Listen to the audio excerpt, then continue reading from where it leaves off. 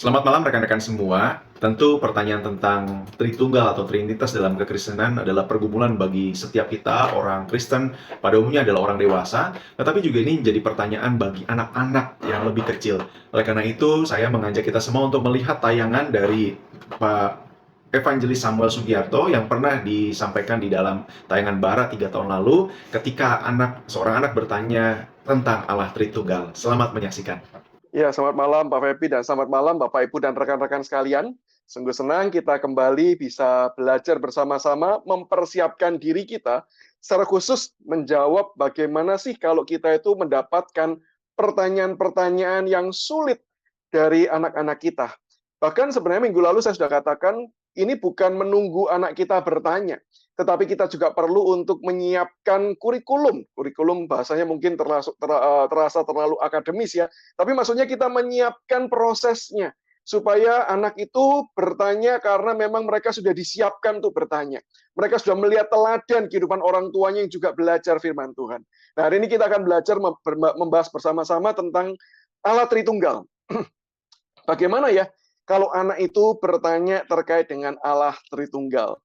Mungkin bagi rekan-rekan yang sudah menjadi orang tua dan rekan-rekan adalah orang tua yang hidup di dalam kekristenan, beribadah, mendidik anaknya di dalam iman kekristenan, maka pasti satu kali akan mendapatkan pertanyaan ini.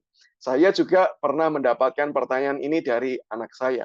Ini pertanyaan yang paling sering ditanyakan oleh orang-orang Kristen ataupun oleh orang-orang non-Kristen, baik oleh anak-anak ataupun orang dewasa. Maka kita sekarang mau belajar bagaimana kalau yang bertanya atau bagaimana kita itu bisa menyiapkan sebuah proses pembelajaran firman Tuhan untuk membahas terkait dengan Allah Tritunggal bagi anak-anak. Kenapa dikhususkan bagi anak-anak? Karena ada perbedaan-perbedaan secara tingkat intelektualitas maupun juga tingkat pergumulan anak-anak. Maka itu perlu ada sebuah desain khusus, perlu ada persiapan-persiapan khusus yang bisa diberikan yang tepat sasaran, yaitu adalah untuk anak-anak. Nah, saya ingin membagikan beberapa tahapan-tahapan yang menjadi tahapan-tahapan umum. Sekali lagi, ini saya harus memberitahu di awal bahwa tahapan-tahapan ini dibuat umum. Artinya bisa jadi ada pergeseran atau perubahan yang menyesuaikan dengan tingkat kesiapan anak. Baik tingkat kesiapan intelektualitas ataupun tingkat kesiapan pergumulan.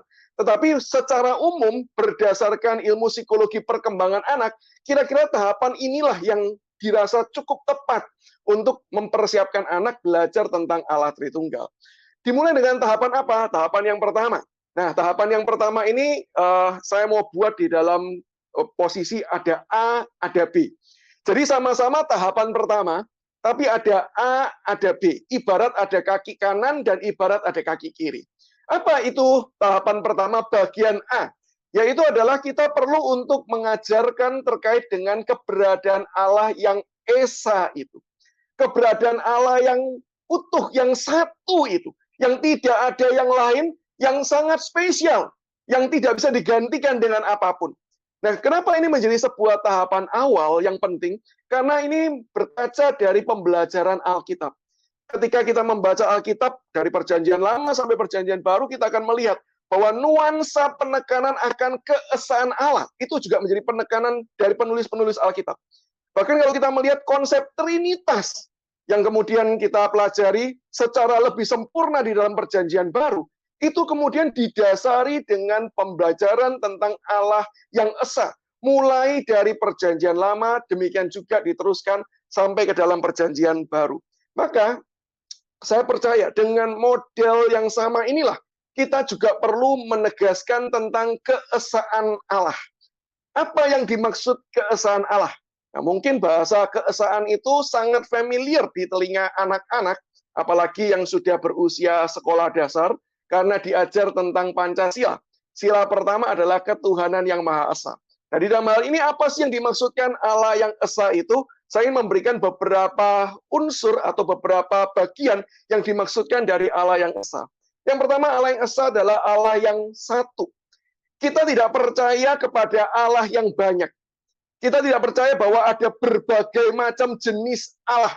atau biasa dalam istilah teknisnya adalah politeis, percaya kepada banyak Allah. Kita percaya bahwa yang maha tinggi, maha sempurna, pencipta sumber segala sesuatu hanya ada satu, yaitu Allah itu. Tidak ada yang lain. Nah, tapi bukan cuma sekedar definisinya satu, tetapi juga satu-satunya. Tidak ada yang lain, tidak ada yang setara dengan dia, tidak ada yang bisa kemudian disejajarkan dengan Allah itu. Dan satu-satunya yang ketiga adalah unik. Dia adalah pribadi, dia adalah Allah yang unik, pribadi yang unik, yang berbeda daripada Allah-Allah atau daripada kepercayaan-kepercayaan yang lain. Maka di dalam hal ini kita perlu menegaskan bahwa kita sebagai orang Kristen pun, kita itu hanya menyembah kepada satu Allah. Oke, kita tidak percaya kepada tiga Allah, satu Allah. Nanti di belakang kita akan melihat ada tiga pribadinya. Tetapi penekanan pertama yang kita mau tekankan kepada anak kita adalah kepada satu Allah inilah yang satu-satunya, yang unik, tidak ada yang lain selain daripada Dia. Itu yang kita mau tegaskan dengan tujuan supaya anak kita sadar bahwa ketika mereka sedang menghadapi segala situasi, ketika mereka sedang menghadapi berbagai macam tantangan di dalam kehidupan, satu-satunya letak pengharapan mereka hanya kepada Allah yang satu itu, yang esa itu. Tidak ada yang lain. Jadi, jangan sampai punya bayangan, oh kalau kesulitannya dalam urusan sekolah, maka datangnya kepada siapa? Kalau kesulitannya nanti dalam pekerjaan, datangnya kepada siapa? Penguasa dari segalanya, itu adalah Allah. Sehingga dengan menekankan kepada keesaan Allah, sebenarnya kita sedang mengajar dan mendidik anak-anak kita untuk mau belajar bersandar dan bergantung kepada Dia di dalam seluruh area kehidupan. Baik itu untuk urusan terkait dengan religius, keagamaan, baik itu untuk urusan sehari-hari, baik itu untuk urusan yang hobi, untuk urusan yang remeh, semua hal itu adalah terkait dengan relasi kita dengan Tuhan. Nah, itu adalah tahapan yang pertama dan bagian yang namun saya percaya ketika kita hidup di Indonesia, di tengah-tengah konteks yang plural ini, dengan berbagai macam keanekaragaman, maka saya percaya anak-anak di tengah-tengah mereka situasi juga sudah lahir dengan media sosial, sudah melihat berbagai macam keragaman suku, ras, bahasa, budaya, termasuk agama. Mereka kemudian bisa bertanya, loh Allah oke yang satu, tapi yang lain juga berkata Allah itu satu. Apakah berarti kita kemudian sama dengan mereka? Maka di dalam tahapan yang pertama, bagian B, kita tidak bisa kemudian berhenti cuma berkata Allah yang satu, Allah yang esa itu. Tetapi kita perlu mengatakan bahwa Allah yang satu dan Allah yang esa itu diperkenalkan. Atau kita bisa mengenalnya melalui Yesus Kristus. Nah, ini penekanan di tahap yang pertama. Bagian A dan bagian B. Oke? Jadi kalau dikatakan bagian A dan bagian B, berarti ini berjalannya beriringan. Kita perlu menegaskan Allah itu satu, Allah itu esa, dan kita perlu mengatakan bahwa kita mengenal Allah yang satu itu karena kita percaya Yesus Kristus Tuhan itu sudah datang menjadi manusia. Dia pribadi yang pernah ada di dalam sejarah. Sehingga ketika kita mau mengatakan, oke, kita mengenal Allah, Allah yang seperti apa? Allah yang pernah datang. Dia bukan cuma Allah yang diam di surga, dia bukan cuma Allah yang duduk tenang-tenang, dia bukan Allah yang kemudian memerintahkan nun jauh di sana tanpa mengerti kondisi kita, tapi dia adalah Allah yang pernah datang ke dalam dunia, merasakan menjadi manusia untuk menyatakan cinta kasihnya bagi setiap orang. Sehingga kemudian orang-orang, semua orang berdosa, mempunyai solusi yaitu keselamatan di dalam Dia. Sehingga kita perlu menegaskan akan selain keesaan Allah, menegaskan akan Allah tersebut adalah Allah yang datang ke dalam dunia, yaitu Yesus Kristus. Nah, bagian ini merupakan fondasi. Untuk kemudian kita baru akan masuk ke dalam bagian yang berikutnya. Ketika kita membicarakan keesaan dan keesaan yang dinyatakan oleh Yesus Kristus. Karena saya yakin dan percaya itulah yang juga kemudian dituliskan oleh banyak ahli-ahli teologi, ahli-ahli apologet, bahwa penerimaan terkait dengan Allah Tritunggal, itu pintu masuknya adalah Yesus Kristus. Dan sebenarnya kalau kita tidak merujuk kepada tulisan para ahli, bukankah sebenarnya banyak pengalaman hidup orang Kristen, bahkan termasuk saya, belajar tentang Allah Tritunggal dimulai dengan belajar tentang Yesus Kristus. Saya kira percaya pengalaman mayoritas, meskipun saya tahu ada orang-orang yang sangat spesial dan sangat khusus, yang bisa jadi jalan hidupnya agak berbeda. Tetapi mayoritas orang Kristen dimulai dengan langkah pertobatan. Percaya kepada Yesus Kristus, menyerahkan hidupnya kepada Dia, untuk kemudian diampuni, dimurnikan. Baru setelah itu kita akan progres belajar mengenal tentang Allah Tritunggal tersebut. Maka dalam bagian ini saya juga percaya, kita perlu memperkenalkan Yesus Kristus. Karena ini adalah fondasi. Bagi orang-orang yang menerima Dia, Yesus Kristus sebagai Tuhan dan Juru Selamat. Disitulah kita diberikan kemampuan untuk menerima dengan iman akan pembelajaran tentang Allah Tritunggal. Tentu tanpa hal tersebut, Allah Tritunggal bisa dipelajari, bisa dimengerti di dalam keterbatasan. Tetapi ketika kita kan mengajar, bukan tujuannya supaya secara kognitif orang percaya dan mengakui kebenarannya saja, tetapi betul-betul menjadikan Dia sebagai Tuhan. Maka di situ secara spiritual kita perlu memperkenalkan anak-anak kita kepada keselamatan di dalam Yesus Kristus saja. Dan secara intelektual, kepercayaan kepada Yesus Kristus ini menjadi fondasi. Fondasi untuk menerima kompleksitas pengajaran yang akan mereka terima di dalam tahapan-tahapan berikutnya. Kenapa ini menjadi sebuah fondasi? Karena kita tahu dan kita yakini bersama bahwa keberadaan Yesus Kristus yang adalah Tuhan menjadi manusia itu terbukti dengan jelas di dalam catatan sejarah. Itu bisa diselidiki dan jauh lebih mudah untuk kemudian dikenali ketimbang kita langsung berusaha mengenali Allah Bapa ataupun Allah Roh Kudus. Bukankah itu pengalaman kita sehari-hari ya? Kita sangat sulit membayangkan tentang Allah Bapa, apalagi Allah Roh Kudus. Kalau Bapa mungkin masih cukup ada relasi dengan orang tua, tetapi dengan Allah Roh Kudus kita punya kesulitan. Karena apa? Karena memang pribadi ini adalah pribadi yang kemudian dinyatakan oleh Yesus Kristus dan berdiam di dalam surga dan di dalam hati kita. Bekerjanya secara khusus, bukan bekerjanya itu tanpa kasat mata.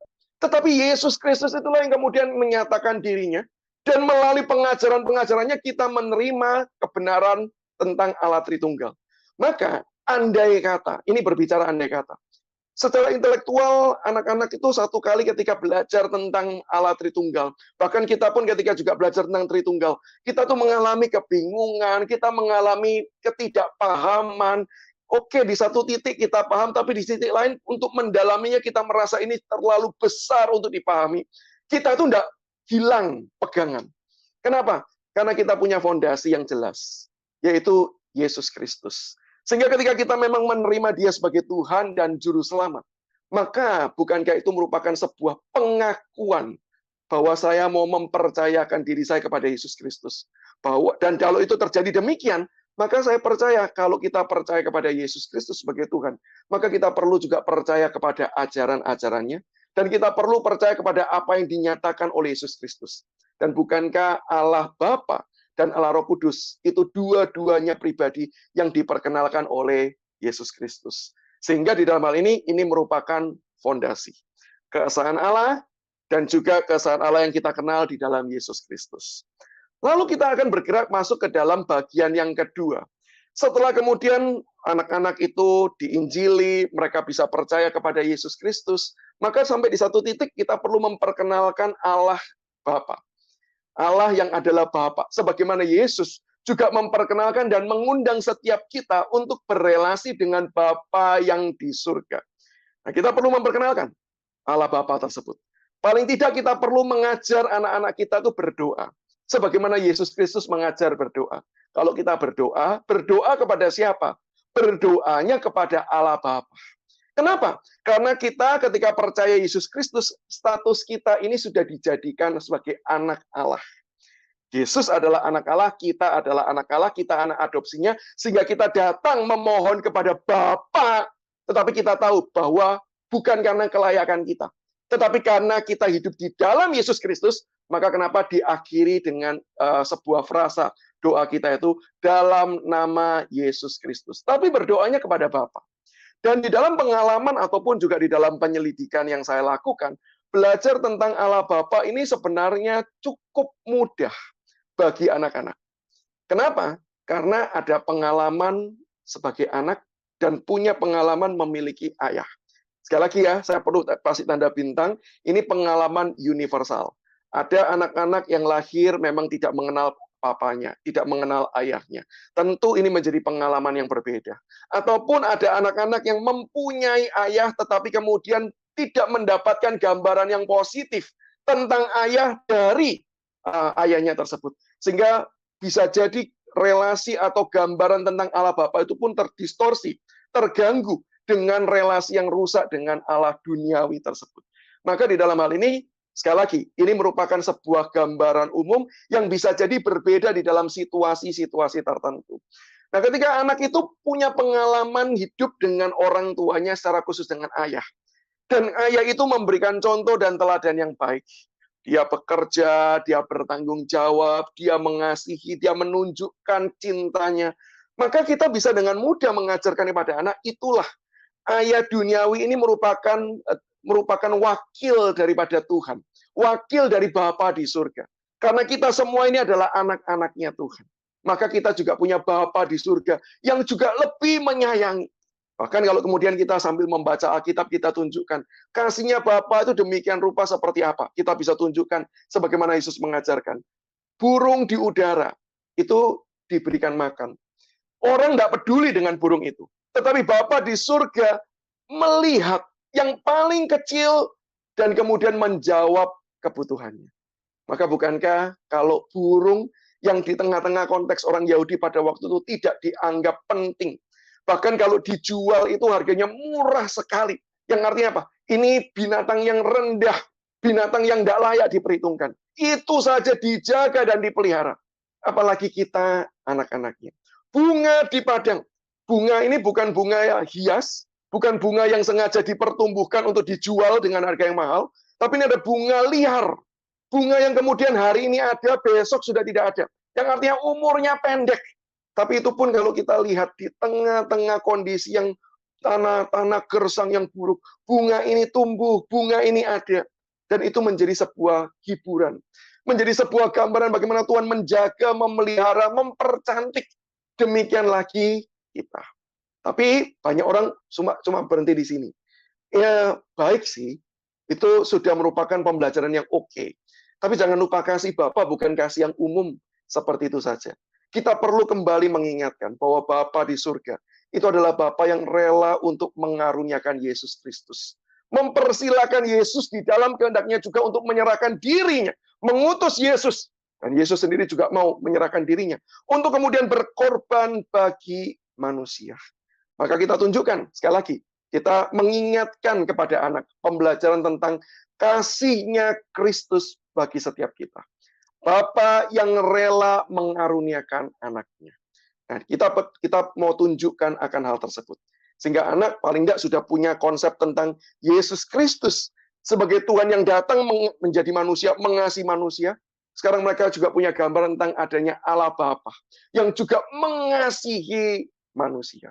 Dan di tahapan yang ketiga, baru setelah itu kita memperkenalkan kepada pribadi ketiga, yaitu Allah Roh Kudus. Kita perkenalkan pribadi, juga karya-karyanya. Dan saya sadar, kadang-kadang pribadi Allah Roh Kudus ini yang paling terabaikan. Banyak orang tidak mau belajar mengenal tentang Allah Roh Kudus, karena sibuk membicarakan tentang karunia-karunianya saja. Apalagi karunia-karunia yang dibahas secara khusus dan spesifik cuma satu, yaitu terkait dengan bahasa roh. Bahasa roh itu ada atau tidak? Bahasa roh itu masih ada sekarang atau tidak? Apakah kita perlu belajar bahasa roh atau tidak? Kita terlalu sibuk tentang karunia itu sampai kita lupa kepada Allah yang memberikan berbagai macam karunia. Bukan cuma satu karunia, berbagai macam. Nah, kita perlu memperkenalkan tentang Allah Roh Kudus tersebut. Nah, di sini banyak orang tua seringkali bertanya, gimana cara memperkenalkan? Karena kita kan juga sulit ya. Roh Kudus itu bagaimana? Kalau Bapak masih ada gambaran Bapak duniawi. Lah kalau Roh Kudus itu seperti apa? Nah, heran banyak orang tua ketika memberikan ilustrasi seringkali keliru. Roh Kudus itu seperti energi. Bapak memberikan energi kepada anak-anaknya untuk bisa menjalankan kekuatan, menjalankan aktivitas. Karena punya energi yang diberikan oleh Bapak. Roh Kudus bukan energi. Saya sadar, minta maaf, saya sadar kesulitan untuk menjelaskan tentang pribadi Allah Roh Kudus. Maka di dalam hal ini saya mau katakan, Mari kita memperkenalkan pribadinya berdasarkan karya-karya yang memang penting dan spesifik. Ada 3 yang saya ingin tekankan. Yang pertama yaitu menegur dan menginsyafkan kita dari dosa. Saya punya pengalaman dengan anak saya ketika dia melakukan sebuah tindakan salah, dia kemudian tidak ketahuan melakukan tindakan salahnya. Tetapi kemudian satu kali malam harinya itu, setelah dia di siangnya melakukan, di malam hari sebelum tidur ketika kami berdoa bersama-sama, dia kemudian mengatakan, aku mau cerita sesuatu. Nah, kemudian dia cerita sambil menangis, bagaimana dia sudah melakukan kesalahan, dia berusaha menutupi kesalahan tersebut, tapi di dalam hatinya itu ada rasa tidak tentram, ada rasa tidak nyaman. Dia pingin untuk kemudian terus-menerus cerita. Nah, maka kesempatan itu sekaligus saya pakai untuk mengatakan, oh iya, puji Tuhan. Kenapa puji Tuhan? Karena itu bukan tandanya sekedar suara hati kita. Tetapi itu tandanya Roh Kudus yang bekerja di dalam hatimu, mengingatkan kamu bahwa ada kesalahan yang perlu kamu akui. Ada kesalahan yang kamu perlu bertobat darinya. Sehingga Roh Kudus itu terus-menerus menggelisahkan, mengingatkan kita untuk kemudian mau mengaku. Nah, jadi saya jelaskan, itu Roh Kudus. Itu adalah Allah Roh Kudus. Yang kemudian memang diutus ketika kamu sudah percaya Yesus Kristus, dia ada di dalam hatimu untuk apa? Untuk kemudian menolong kita. Ketika kita salah, ditegur. Kita diinsyafkan, digerakkan untuk mau datang bertobat. Ada banyak orang tahu salah, tapi tidak banyak orang mau bertobat. Ketika Roh Kudus kemudian menginsyafkan kita, dia juga mendorong kita untuk kemudian mau bertobat. Ini yang kita bisa tekankan terkait dengan pribadi dan karya Allah Roh Kudus. Yang kedua, Roh Kudus adalah Roh Kudus yang mengingatkan kita akan kebenaran. Dan sekali lagi pengalaman dengan anak saya, ketika dia cerita, dia ketika berelasi dengan teman di sekolahnya, lalu kemudian temannya itu melakukan sesuatu dan dia kemudian menyampaikan kebenaran dari pembelajaran Alkitab. Lalu dia pulang cerita, Dedi, aku tadi lakukan ini loh, ada temanku melakukan ini dan aku tegur dia. Aku ingat firman Tuhan yang berkata begini, begini, begini, begini. Maka kemudian saya pakai momen itu untuk berkata, bagus, puji Tuhan. Itu tandanya Roh Kudus bekerja, mengingatkan kamu kepada kebenaran-kebenaran. Karena bukankah ada banyak ayat hafalan? Ada banyak ayat yang kamu hafalkan. Ada banyak bagian dalam Alkitab yang kamu baca. Kenapa pada waktu itu kamu bisa ingat bagian tersebut? Nah, itulah karya Roh Kudus, mengingatkan kamu akan kebenaran. Dan juga kadang-kadang ketika dia mau melakukan kesalahan, tapi dia belum melakukannya, dia teringat kepada firman Tuhan yang pernah dipelajari. Dia ingat kepada pengajaran daripada orang tua ataupun guru di sekolahnya. Maka kemudian dia cerita, iya tiba-tiba aku ingat. Dan itu saya katakan, itulah Roh Kudus yang mau mengingatkan kita terus-menerus akan kebenaran. Supaya kita hidup di dalam kebenaran Tuhan. Dan yang ketiga, Roh Kudus itu memberikan penghiburan dan memberikan kekuatan kepada kita untuk kuat menanggung berbagai macam hal untuk kita bisa hidup bagi Tuhan. Nah, inilah karya-karya Roh Kudus yang spesifik yang kita bisa jelaskan bahwa ini karya Allah Roh Kudus yang ada di dalam hatimu ketika engkau sudah menerima Yesus Kristus sebagai Tuhan dan Juru Selamat. Ingat, kembali ke tahap pertama. Jadi kalau ini saya bicara tahapan-tahapan, jangan menganggap bahwa kalau tahapan 1 sudah selesai, lupakan, pindah ke tahapan berikutnya, tapi kita akan terus-menerus mengulang. Ini bagaikan sebuah spiral yang semakin lama itu semakin mengerucut ke dalam, semakin lama semakin mengerucut ke dalam. Jadi bagian-bagian yang lama pun juga akan tetap disinggung. Itu tahap yang ketiga. Dan biasanya setelah memperkenalkan ada Yesus Kristus, ada Allah Bapa, ada Allah Roh Kudus, sangat wajar kalau anak itu tiba-tiba bertanya, kok 3 ya? Perasaan dulu diajar katanya 1 deh Allah itu. Sekarang kok ada 3? Ada Bapa, ada Yesus, ada Roh Kudus. Maka disinilah kita perlu masuk ke dalam tahap yang keempat. Yaitu kita perlu menjelaskan tentang kewajaran dan kompleksitas Allah Tritunggal. Di dalam bagian ini, mau tidak mau kita sudah memperkenalkan tentang istilah Allah Tritunggal. Allah yang satu hakikat, tapi 3 pribadi. Dan yang kita mau tekankan pertama-tama adalah terkait dengan kewajaran dan kompleksitas dari Allah Tritunggal itu. Salah satu pengalaman yang pernah saya lakukan adalah menjelaskan melalui gadget. Anak-anak ketika melihat gadget pertama kali, dia kemudian berkata, wah keren ya, oh bisa begini ya, oh bisa begitu ya, wah keren banget ya, ternyata dengan fitur ini bisa langsung begini loh, luar biasa.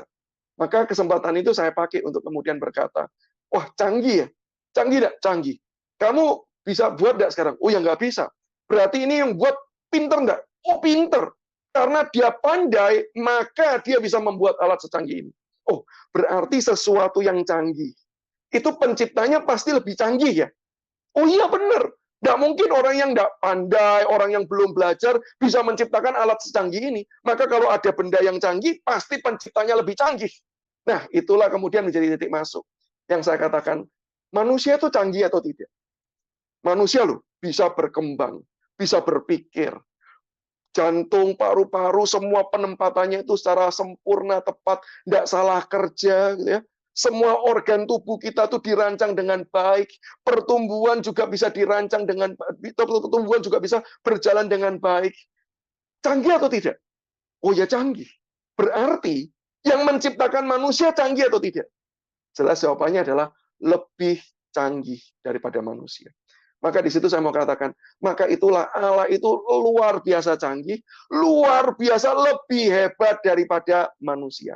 Sehingga sekarang kalau kita mau belajar mengenal Allah yang hebat itu, apakah kemudian kita itu bisa memahami dia dengan utuh atau tidak? Kita bisa enggak mengerti Allah itu dengan total dan berkata, oh Allah itu ternyata gitu toh. Cuman gitu aja. Bisa enggak? Nah, biasanya saya juga pakai ilustrasi yang lain. Ilustrasinya apa? Saya teringat ketika pernah pergi ke pantai bersama dengan anak-anak, mereka itu suka mengambil pasir, mau membangun sesuatu, atau bermain dengan pasir. Maka kemudian mereka pakai timba, memasukkan pasir, kemudian mereka susun sesuatu. Nah, pengalaman itu kemudian saya ingatkan, dan kemudian saya katakan demikian. Bisa enggak kamu masukkan semua pasir di dalam timbamu itu? Oh ya nggak bisa. Ya timbanya segitu yang bisa masuk ya cuman pasir segitu. Nah, saya katakan, demikian juga. Allah itu demikian besar, demikian luas. Pikiran kita tuh cuman kira-kira ukurannya setimba ini aja. Jadi yang bisa masuk gimana? Ya cuman ukuran sesuai dengan ukuran kita. Tapi apakah berarti Allah itu cuman segitu? Ya enggak. Allah lebih luas daripada itu semua. Atau seperti air di pantai. Bisa diambil, tetapi tidak pernah bisa merangkum semua air yang ada di laut tersebut. Sehingga saya mau tekankan kepada anak-anak bahwa kalau kita itu sulit memahami Allah yang satu, tetapi Allah itu punya 3 pribadi, itu wajar kok. Itu bukan sesuatu hal yang berdosa. Itu karena memang kita ini terbatas, kita ini lemah, kita ini ciptaan yang punya kapasitas tertentu. Allah itu melampaui semua hal tersebut. Sehingga kita perlu mengakui akan kebesaran Tuhan. Kita tidak bisa memahami dia secara utuh dan sempurna. Tetapi tahapan menjelaskan itu akan biasanya membawa anak itu berkata, berarti apakah Allah itu tidak bisa dipahami sama sekali? Nah, di dalam bagian ini kita mau tunjukkan bahwa ini langkah yang kelima, langkah yang terakhir. Kita perlu menjawab pergumulan-pergumulan parsial terkait kesulitan memahami Allah Tritunggal. Maksudnya gimana? Maksudnya begini. Tentu kita tidak bisa memahami semua, tetapi ada yang kita bisa pahami. Maka mari kita konsentrasi kepada apa yang kita bisa pahami. Dan dari antara yang kita bisa pahami itu, mungkin ada kesulitan-kesulitan tertentu, sehingga kita perlu menjelaskan kepada anak terkait kesulitan-kesulitan tersebut. Contohnya, yaitu seperti dikatakan, Allah itu satu, tapi 3 pribadi. Itu maksudnya bagaimana sih? Ilustrasinya seperti apa sih untuk menjelaskan?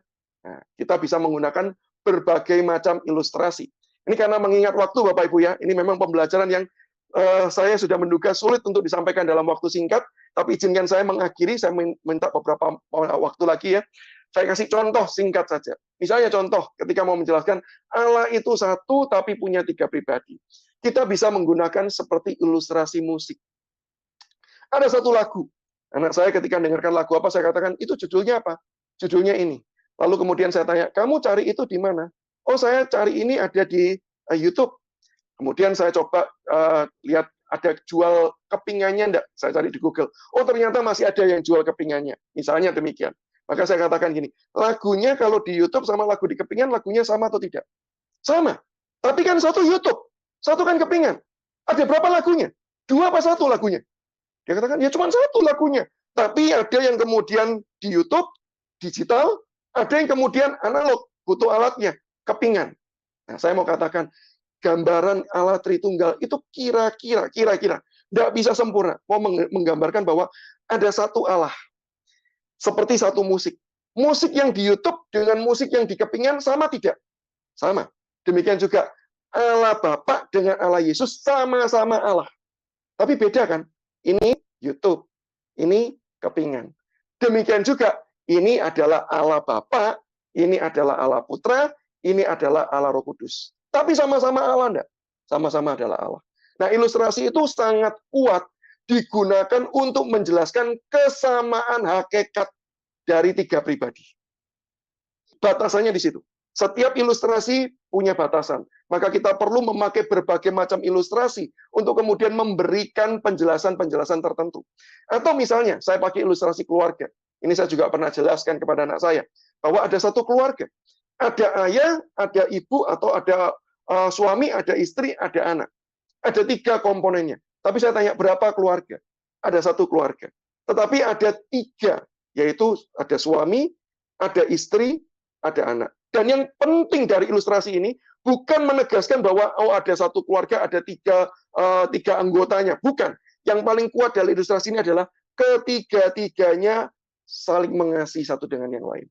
Saya katakan, saya mencintai istri saya, mencintai mamamu kan? Mama mencintai saya, papa. Kami berdua mencintai kamu. Demikianlah juga relasi Allah Tritunggal itu. Di dalam 3 pribadi mereka satu. Mereka 3 pribadi saling mengasihi satu dengan yang lain. Nah, jadi saya tekankan ilustrasi itu untuk menjelaskan bagian-bagian tertentu. Dan biasanya juga pertanyaan yang sering muncul adalah, kenapa Yesus disebut anak? Nah, itu juga kita bisa cari beberapa ilustrasi untuk menjelaskan akan hal tersebut. Catatan terakhir dari saya mau mengingatkan yang pertama, tahapan yang sudah lewat, tahapan yang terus-menerus perlu diulangi. Perlu terus-menerus dimantapkan. Yang kedua, proses ini terjadi seumur hidup. Yang artinya anak itu akan terus-menerus belajar mengenal tentang Allah Tritunggal. Kita mempunyai waktu dan kita mempunyai porsi bagian kita saat ini.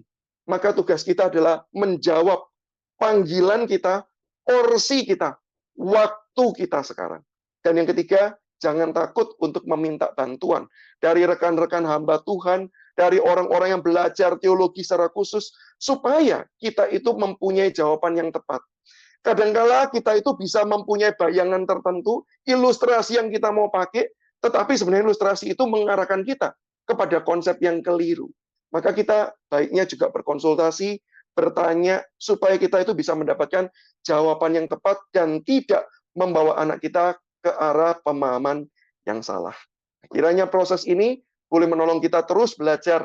Kita sendiri mau bertumbuh mengenal Tuhan, sehingga kita juga bisa menolong anak-anak kita semakin mengenal Tuhan juga. Tuhan Yesus memberkati setiap kita. Amin, amin. Terima kasih Pak Samuel untuk penjelasannya luar biasa. Ya, saya setuju karena pembahasan seperti ini biasanya bahkan harusnya ada di sebuah seminar begitu ya. Karena sangat Betul. kompleks, sangat luas dan tapi ini mengerucut kepada bagian secara khusus ketika kita mengajarkan kepada atau memberitahukan kepada anak-anak. Nah, ini saya pikir sangat lengkap, tapi ada satu pertanyaan begini, Pak. Ketika tadi Bapak dan beberapa minggu lalu juga disampaikan bahwa ini bagian daripada dalam tanda kutip kurikulum gitu ya, kurikulum yang harus ada di rumah kepada anak-anak secara khusus. Nah, kalau bicara tentang ini kayak seperti ini, saya membayangkan bahwa pembahasan Tritunggal itu ya banyak pembahasan lain dalam Alkitab berkaitan dengan Kristus dan sebagainya, tapi sepertinya pembahasan Tritunggal ini umum atau familiar atau cenderung memang disukai, tetapi juga ada kesulitan untuk membahas atau membahasakannya kepada anak-anak. Nah, menurut saya sendiri yang setidaknya apa yang dilakukan Pak Samuel selama ini kepada keluarga dan anak-anak, terlepas dari tadi Pak Samuel juga sudah sampaikan, terlepas dari usia perkembangan anak yang berbeda-beda begitu Pak.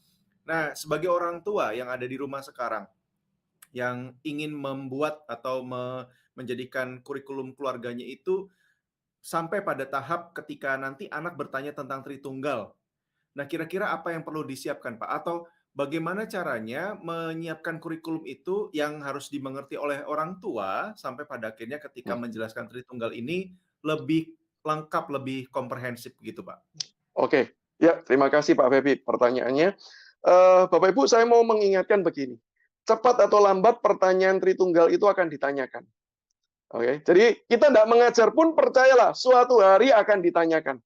Apalagi kalau anak kita dididik secara kekristenan, apalagi kalau ia disekolahkan di sekolah dengan pelajaran Kristen, maka pasti pelajaran Tritunggal itu akan ditanyakan cepat atau lambat.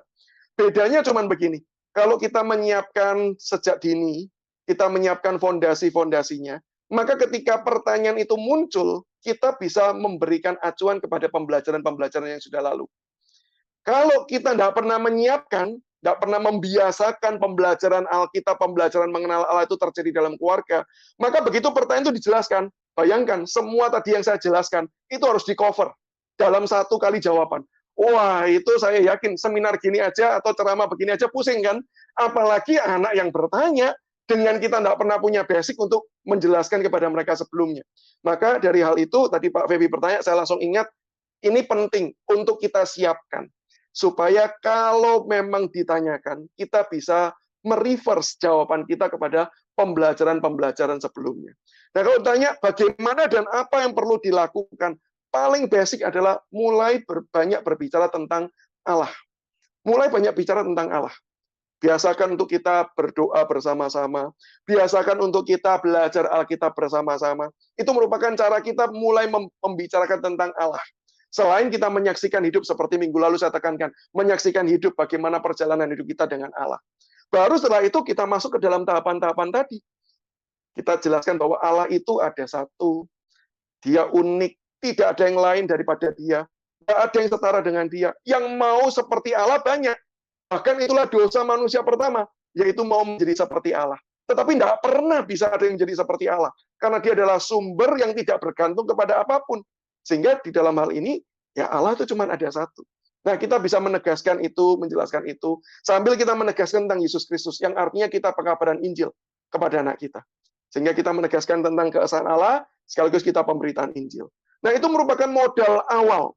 Setelah kita membicarakan tentang Allah, kita masuk dalam Allah yang esa, Yesus Kristus, masuk kepada Bapa. Biasanya kalau sudah singgung ada Yesus, ada Bapa, muncul pertanyaan, kok bedanya apa sih Yesus sama Bapa? Mungkin istilah Tritunggal tidak ditanyakan, karena kita kan belum singgung-singgung. Tapi mereka mungkin akan bertanya, apa bedanya Bapa dengan Yesus? Nah, sebenarnya itu adalah pertanyaan yang sudah mengacu kepada Allah Tritunggal. Nah, kita bisa jelaskan, oh iya, sama-sama Allah. Loh, kok bisa sama-sama Allah? Apakah berarti ada banyak Allah? Nah, kita mulai bisa memberikan jawaban-jawaban yang tadi sudah saya jelaskan. Dengan berbagai macam ilustrasi yang kita bisa kembangkan, yang kita bisa ciptakan, bisa jadi kita pelajari dari buku, bisa jadi kita ciptakan berdasarkan pengalaman hidup dengan anak. Sebenarnya yang jauh lebih menyentuh adalah pengalaman hidup dengan anak. Itu akan menolong anak itu lebih memahami, ketimbang kita ambil dari buku. Tentu baik mengambil dari buku, dan itu tentu sudah mendapatkan sensor ya, sudah ada penulisnya yang kalau terpercaya, kita sudah meyakini, maka bisa jadi ilustrasinya kita pakai. Tapi bisa jadi kita kembangkan dari apa yang kita ketahui, kita sesuaikan dengan konteks kehidupan si anak. Supaya pengalaman mengenal Allah itu bukan menjadi pengalaman abstrak, tapi menjadi pengalaman yang dia jalani di dalam kehidupannya. Nah, sehingga tahapan-tahapan yang tadi itu sebenarnya proses yang kita bisa tempuh di dalam mempersiapkan kurikulum untuk anak-anak kita. Belajar tentang Allah Tritunggal. Oke, itu tadi sebenarnya ada satu pertanyaan yang ternyata sudah Pak Samuel jawab berkaitan dengan sensitivitas kita untuk melihat sekitar kita kejadian-kejadian atau hal-hal yang bisa jadikan ilustrasi. Tapi terima kasih sudah langsung dijawab. Nah, pertanyaan selanjutnya berkaitan dengan tadi, ini penekanan saja Pak. Berkaitan tadi Pak Samuel juga sampaikan bahwa menerima Yesus itu bagian yang terpenting. Nah, seberapa penting sih Pak orang yang pada akhirnya baik orang dewasa maupun anak-anak untuk sampai pada akhirnya memiliki pengertian dalam iman itu konteks seperti apa Pak? Jadi ketika menerima Yesus dan mengerti akan ketritunggalan itu, dan seberapa penting hal itu untuk, apakah mungkin itu menjadi tekanan utama dalam kurikulum itu Pak? Ya, jadi berbicara tentang Allah Tritunggal, ini kan berbicara tentang Allah yang diperkenalkan oleh Yesus Kristus. Kalau boleh saya bahasakan lainnya seperti itu. Karena kan kita tidak tahu tentang Allah Tritunggal sampai Yesus yang memberitahu kita. Betul kan ya? Sehingga saya pernah mimpin seminar tentang Allah Tritunggal dan pernah mendapat pertanyaan dari audiens seperti ini. Pak, Bapak kok yakin Allah cuma 3 pribadi? Kalau 4 pribadi bagaimana? Gitu ya. Ya saya katakan, kalau 4 pribadi saya sih nggak masalah. Karena bisa jadi Allah memang misalnya 4 pribadi, tapi yang menyatakan diri kepada kita yang dinyatakan cuma 3. Ya nggak apa-apa, saya kenalnya 3. Dan saya tidak salah ketika mengenalnya 3. Karena apa? Loh, yang saya tahu kan berdasarkan apa yang dikenalkan. Kalau yang pribadi keempat tidak memperkenalkan diri dan baru kita kenali di surga, ya tidak masalah kan. Cuman yang jadi problem adalah kalau Allah itu bukan Tritunggal tapi Dwitunggal. Nah, itu jadi problem. Karena berarti kita menyangkali apa yang sudah dinyatakan. Nah, itu jadi problem. Sehingga dengan dasar ini saya mau tekankan bahwa pengetahuan kita tentang Allah, itu tentang Allah Tritunggal secara khusus, itu adalah pengetahuan yang bukan kita maui. Kalau ditanya saya maunya apa? Ya saya pengen Allah itu monotunggal aja lah. Sudah monotunggal pula gitu ya. Kenapa? Gampang dipahami, nggak pusing-pusing gitu kan ya. Tapi kalau memang Allah itu sudah dinyatakan Tritunggal, dan saya percaya kepada yang menyatakan, yaitu Yesus Kristus, yang adalah Tuhan, yang sudah mengampuni hidup saya, maka di situ letak iman saya. Sehingga penerimaan kita terhadap Allah Tritunggal sangat dipengaruhi dengan penerimaan kita terkait siapakah Yesus Kristus tersebut. Kalau kita belum menerima Yesus Kristus sebagai Tuhan dan Juru Selamat, kita bisa belajar tentang Allah Tritunggal. Tetapi saya percaya kita tidak akan bisa mengimani. Kita bisa belajar. Allah Tritunggal logis, kita bisa belajar.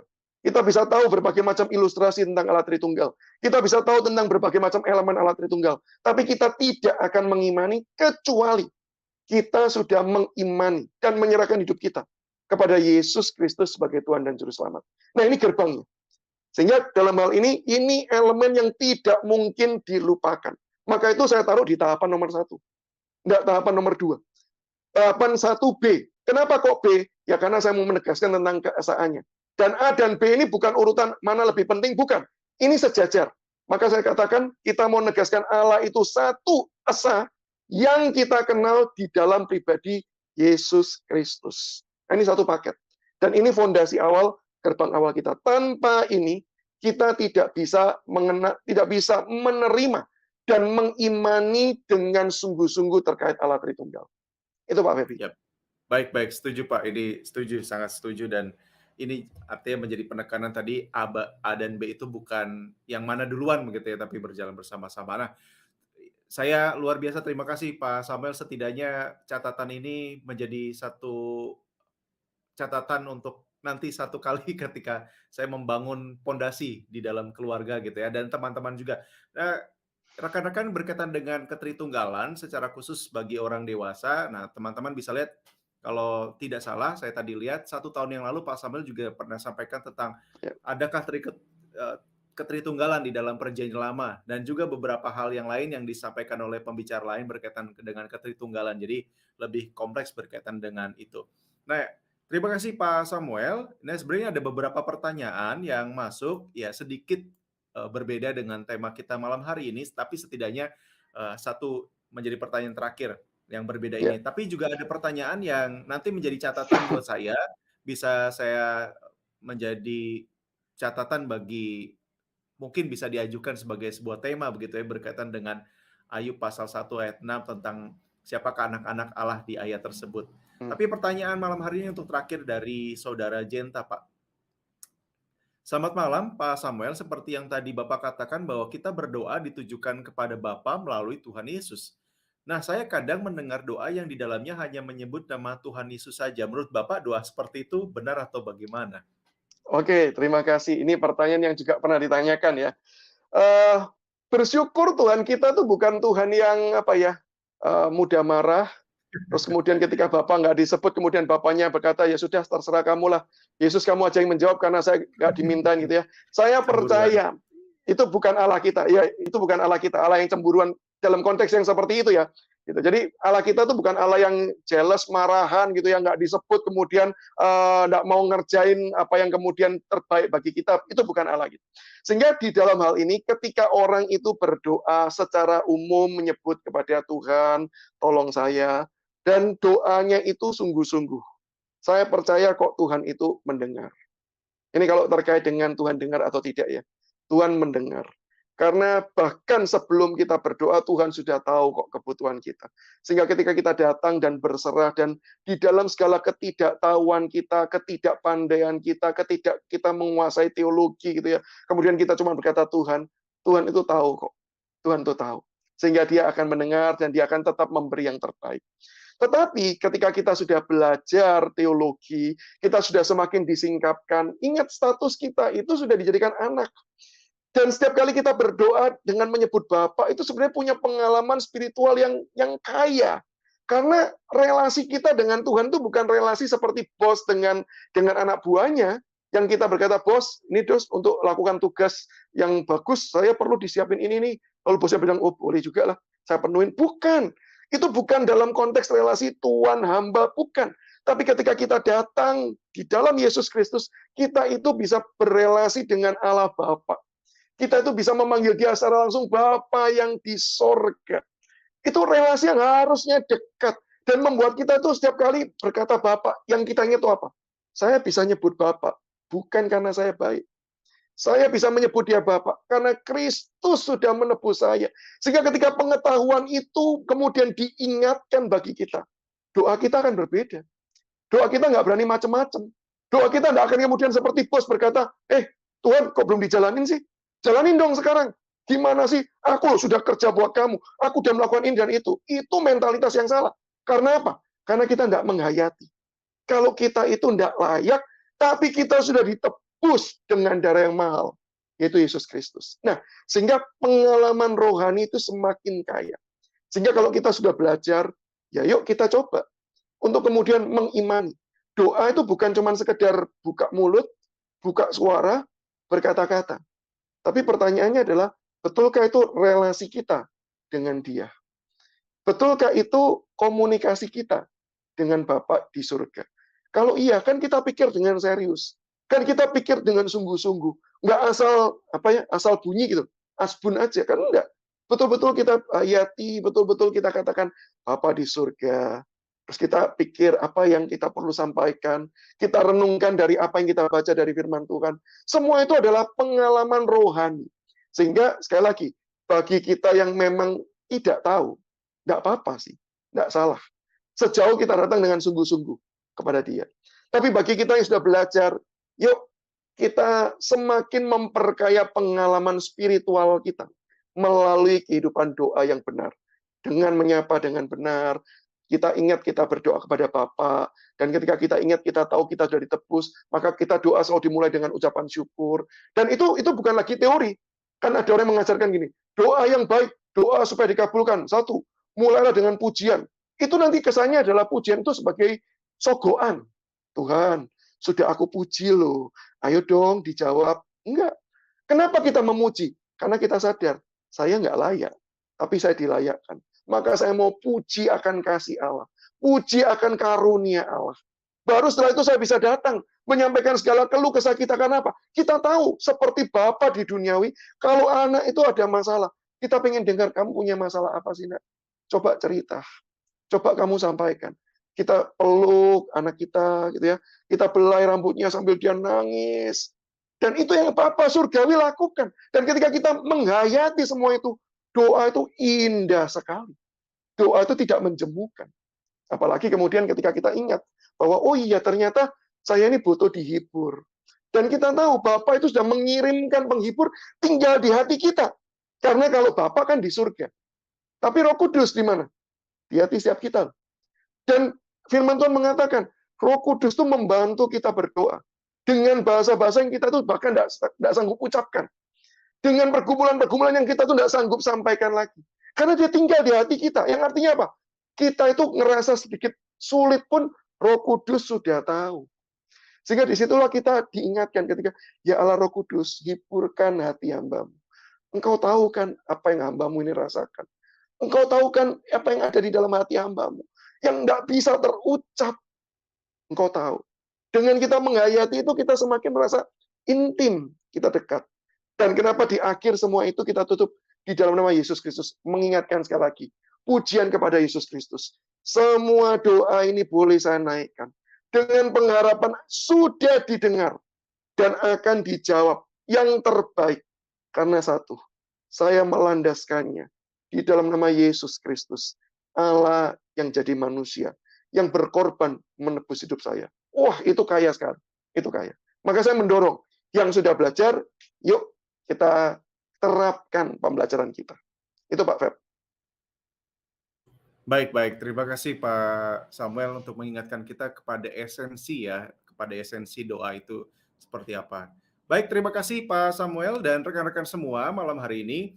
Karena luar biasa, kita sudah belajar bersama-sama. Kalau ada pertanyaan-pertanyaan seputar berkaitan dengan ini atau pertanyaan-pertanyaan lain, bisa DM kepada Instagram Bara Digital Ministry. Dan jangan lupa untuk subscribe, like, dan share semua akun-akun Bara Digital Ministry menjadi sebuah dukungan dan memperluas penyebaran informasi ini kepada banyak orang. Saya mempersilahkan Pak Samuel untuk menolong kita, Pak, menutup di dalam doa. Oke, mari kita berdoa ya, Bapak Ibu. Bapa di surga, terima kasih. Engkau Bapa yang baik. Engkau Bapa yang mengerti pergumulan setiap kami. Ketika masing-masing kami bergumul mengajar tentang Engkau kepada anak-anak kami percaya Engkaulah yang akan memberikan kepada setiap kami hikmat. Engkaulah yang akan memberikan kepada setiap kami pertolongan-Mu. Sehingga Tuhan kami tahu kami tidak berjalan sendiri, tetapi Engkau berjalan bersama dengan kami, membimbing dan menolong setiap kami. Terima kasih Bapa di surga, untuk semua kasih dan kebaikan-Mu yang kami rasakan dari hari lepas hari. Meskipun saat ini kami belum mendapatkan pemulihan yang total dari pandemi COVID-19. Tapi satu hal Tuhan, kami melihat dengan jelas bagaimana karya-Mu Engkau nyatakan di dalam hidup setiap kami. Engkau jawab pergumulan-pergumulan doa-doa kami ya Bapak.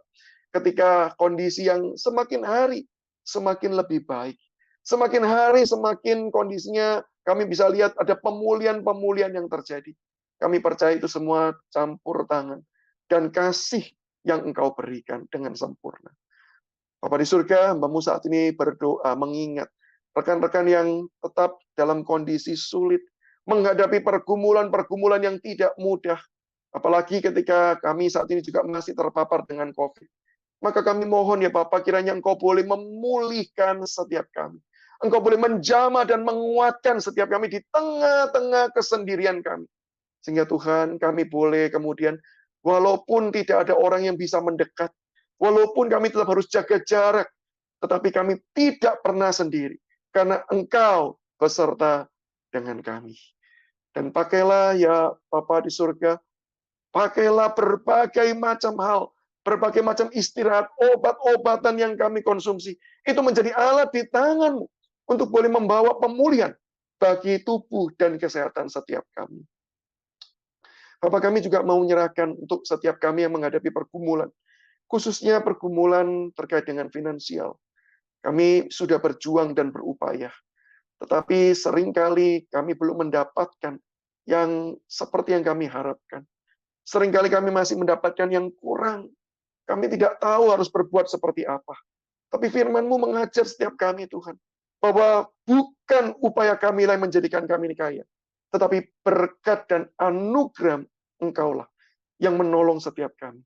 Maka hanya kepada Engkau, Bapa kami yang baik, Bapa yang memelihara kehidupan kami, kami menyerahkan segala situasi dan pergumulan kami ke dalam tangan pengasihan-Mu.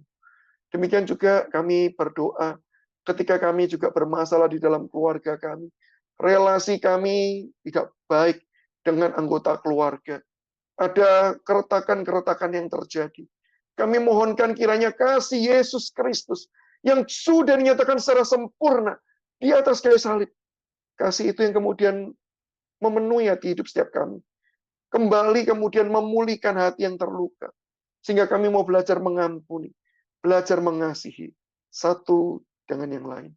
Dan untuk pergumulan-pergumulan yang lain, pergumulan-pergumulan yang tidak diceritakan, pergumulan yang kami pendam seorang diri. Bapak, Engkau yang melihat hal yang tersembunyi. Kami mohon kiranya Engkau menjawab sesuai dengan waktu dan kehendak-Mu. Berikan kami penghiburan-Mu, ya Allah Roh Kudus, supaya ketika kami susah, ketika kami merasa sulit, kami betul-betul Tuhan boleh mendapatkan kekuatan yang datang daripada Engkau. Terima kasih, terima kasih. Maka Tuhan, kami mau menyerahkan seluruh kehidupan kami. Di tengah-tengah berbagai macam kondisi yang berbeda, satu dengan yang lain. Lawatlah setiap kami. Pakailah setiap kami juga menjadi saluran berkat bagi rekan-rekan kami yang lain. Kami naikkan semua doa, penyerahan diri kami. Di dalam nama Yesus Kristus, Tuhan dan Juru Selamat kami yang hidup. Amin. Amin. Sekali lagi terima kasih untuk Pak Samuel memberkati kami dengan segala sesuatu yang sudah disampaikan, dan juga terima kasih untuk rekan-rekan yang sudah bergabung, yang bertanya, dan juga segala atensi dan dukungannya selama ini. Saya Feby Timotius bersama dengan Pak Samuel dan juga rekan-rekan di balik layar yang melayani mengucapkan terima kasih. Selamat malam, Tuhan Yesus memberkati kita semua. Sampai jumpa besok.